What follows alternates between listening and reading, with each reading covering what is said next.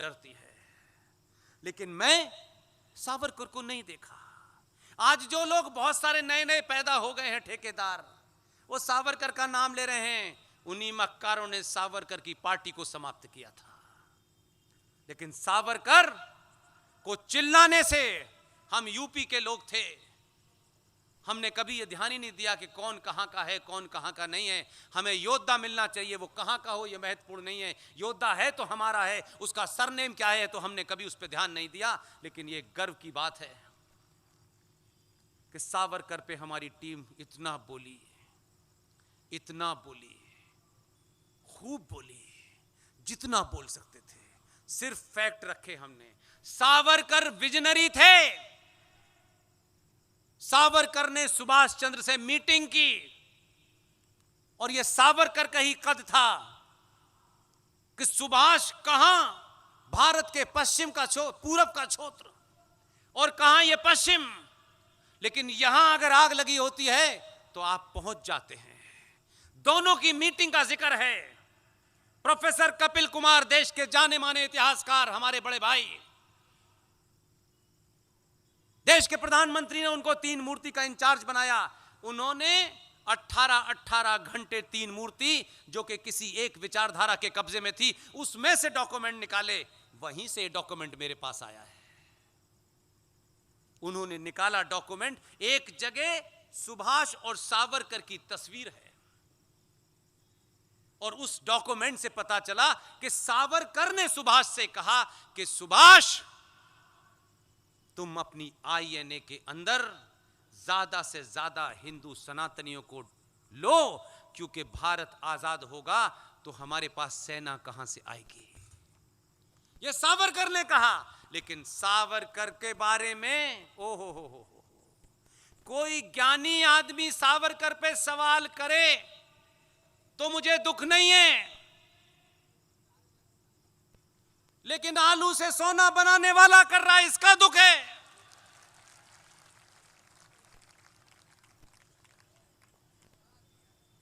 दुख इस बात का नहीं होता कोई बहादुर आदमी ने मारा, कोई बनी चलो बहादुर ने मारा। मार कौन रहा है, कह कौन रहा है, कुछ भी बक रहा है। कहता है I am not Savarkar, I am a Gandhi. तुम्हारी 100 पुश्तें भी सावरकर नहीं हो सकती। I am not Gandhi, I am फलाने ढिमाके। सावरकर जिंदा कैसे हुए हैं और सावरकर का जिंदा होना जरूरी है, क्योंकि हमें फूल वाले चाचा बनने की प्रेरणा बंद करनी चाहिए। सावरकर चले गए, सावरकर के बारे में झूठ बोला गया। जब आदमी क्षितिज से हट जाता है तो जिंदा लोगों की ये भूमिका होती है कि उसके बारे में कोई सवाल खड़े तो उसका प्रतिकार करें। नहीं कि हमने, आप थोड़ा थोड़ा करने लगे। बॉम्बे के अंदर सावरकर स्मारक बना हुआ है, जहां मैं मेरे परिवार की तरह मैं वहां जाता हूं। सावरकर परिवार के लोग हैं वहां, रणजीत सावरकर उसके इंचार्ज हैं। उस सावरकर भवन अपनी नानी से पूछ लेता ये बेवकूफ तो पता चल जाता कौन था सावरकर। उनकी नानी ने बहैसियत प्रधानमंत्री, वो चिट्ठी है, इत्तेफाक से मैं लेके नहीं आया आज, वो चिट्ठी है 1980 की। वो पार्टी किसमें थी, लेकिन उस महान महिला के अंदर भी बड़े काम उसने भी किए हैं। पार्टी के नाम से विरोध नहीं करूंगा, कुछ काम बहुत खतरनाक किए हैं। अच्छों को नानी याद दिला दी है।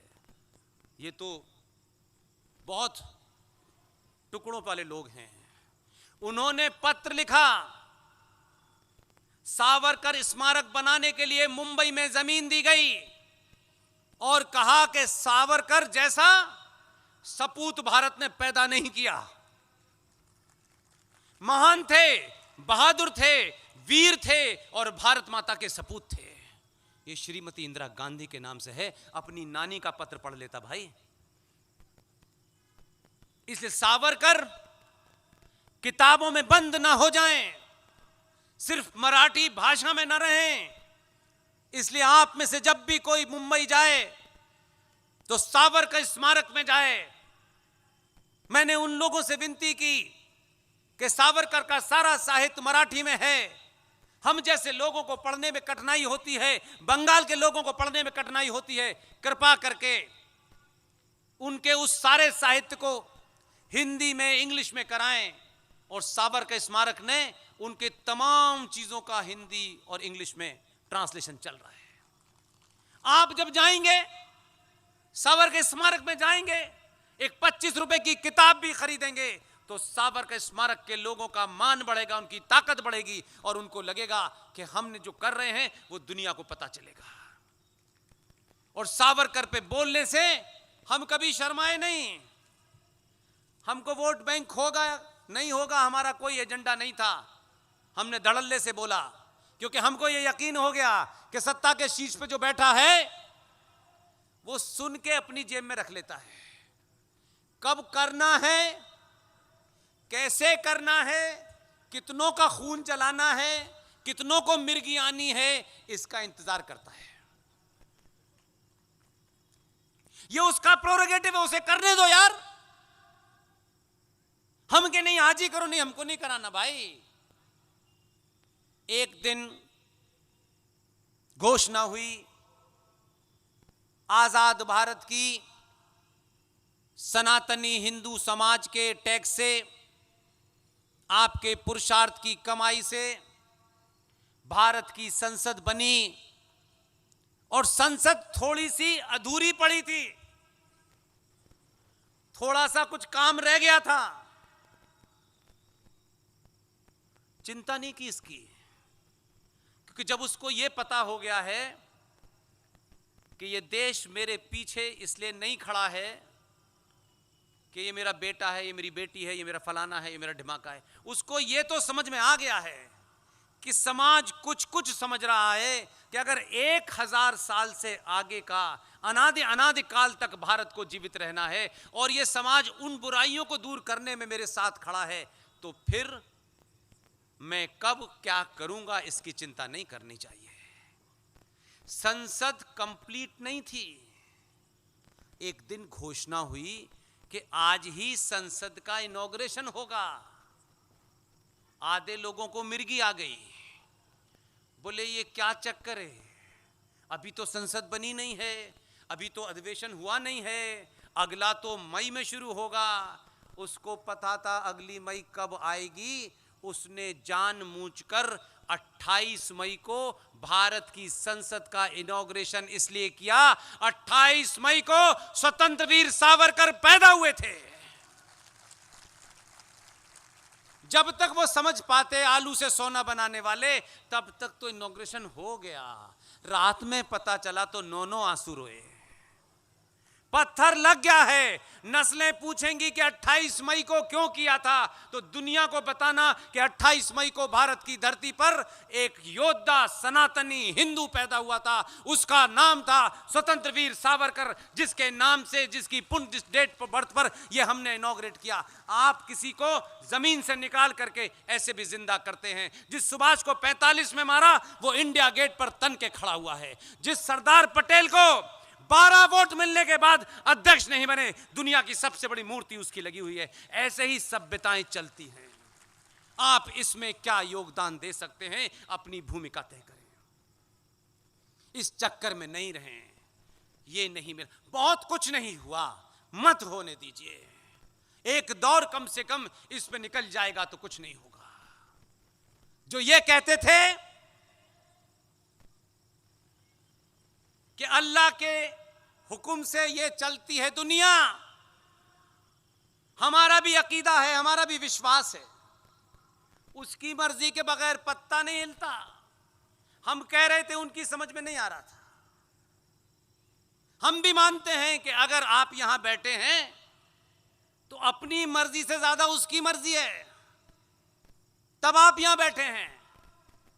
बहुत सालों से सुन रहा हूं मैं, मेरे तारुफ में बताया गया कि मैं कहां पैदा हुआ हूं। कुछ छोड़ा नहीं मैंने। नुक्ता समझते हैं, डॉट, उर्दू भाषा समझते हैं, उसके अल्फाबेट समझते हैं। उर्दू में नुक्ता होता है, हिंदी में बिंदी होती है, अंग्रेजी में डॉट होता है। होता है, होता है कि नहीं होता है? उर्दू में नुक्ता बड़े काम की चीज होती है। नुक्ता अगर नीचे लग गया किसी शब्द के और ऊपर चला गया तो माने बदल जाती है। अगर नीचे चला गया और ऊपर चला गया तो फर्क क्या होता है कि अगर नुक्ता ऊपर लगा दिया तो खुदा है और नुक्ता नीचे लगा दिया तो जुदा है। इसलिए एक नुक्ता खुदा से जुदा कर देता है। ये ध्यान रखिएगा, छोटी सी बात है। इसलिए घटनाएं बहुत हुई हैं, उन घटनाओं को सुधारने में समय लगेगा। आज हम रिजर्वेशन चाहिए, आज हमें 2 रुपए किलो आलू चाहिए, आज हमें सस्ती प्याज चाहिए।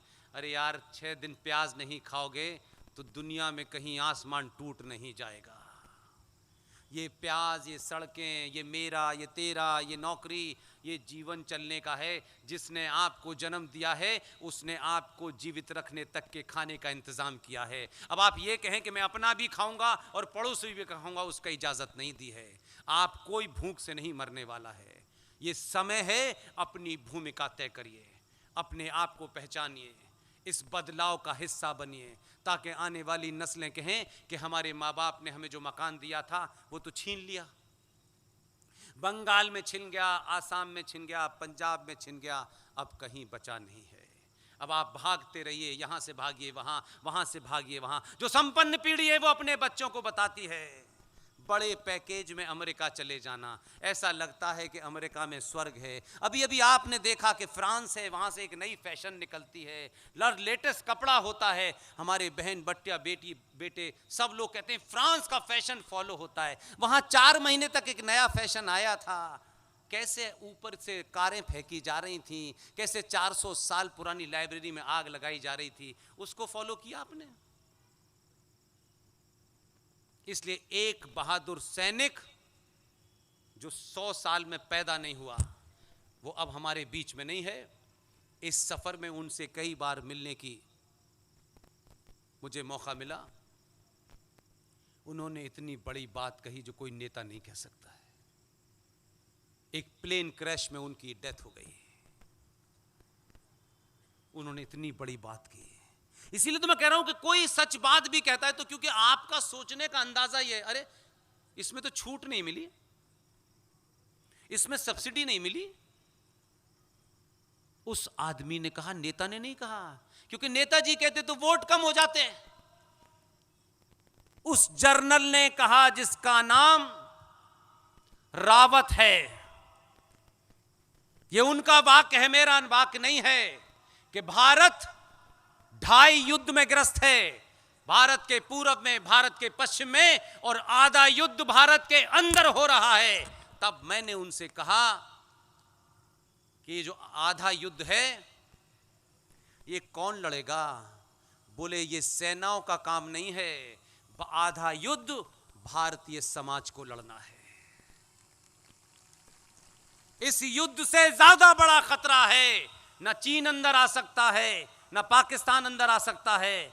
वो सैनिक हथियार से लड़ लेगा, लेकिन बिना हथियार का, नरेटिव का, झूठा, यहां तनसर से जुदा, कभी वहां जुदा, कभी यहां जुदा, कभी निकिता, कभी अंकिता, कभी रूपेश पांडे, कभी अंकित सक्सेना, कभी अंकित शर्मा। पूरे देश में 476 सनातनी हिंदू बेटे बेटियों की मॉब लिंचिंग में हत्या हुई है, लेकिन यह पार्लियामेंट के अंदर इसकी बात नहीं होती, क्योंकि यह बात हम करेंगे तो हम इंटॉलरेंट कहलाएंगे।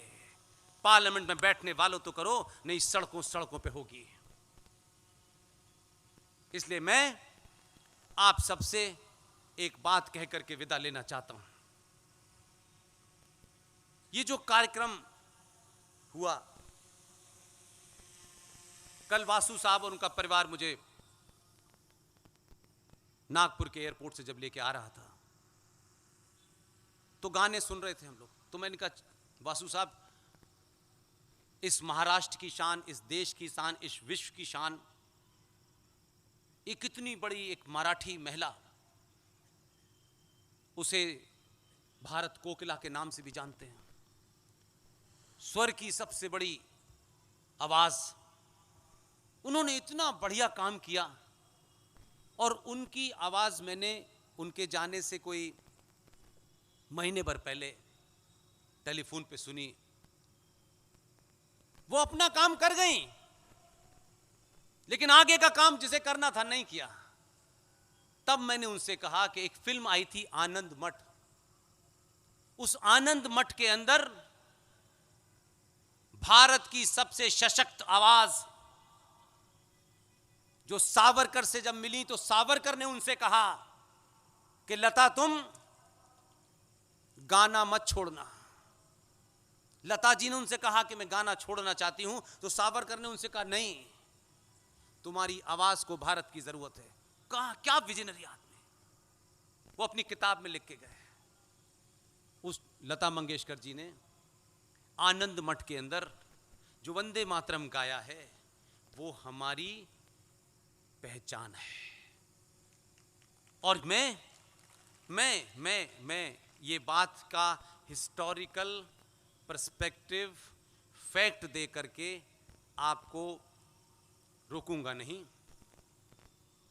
भारत की संसद में जिस वक्त तथाकथित 15 अगस्त 1947 को आजादी का जश्न मनाया जाना था, पंडित जवाहरलाल नेहरू जी ने सरदार पटेल से कहा कि सरदार पटेल साहब, कल जब आजादी की घोषणा हो जाए तो संसद में वंदे मातरम बजना चाहिए।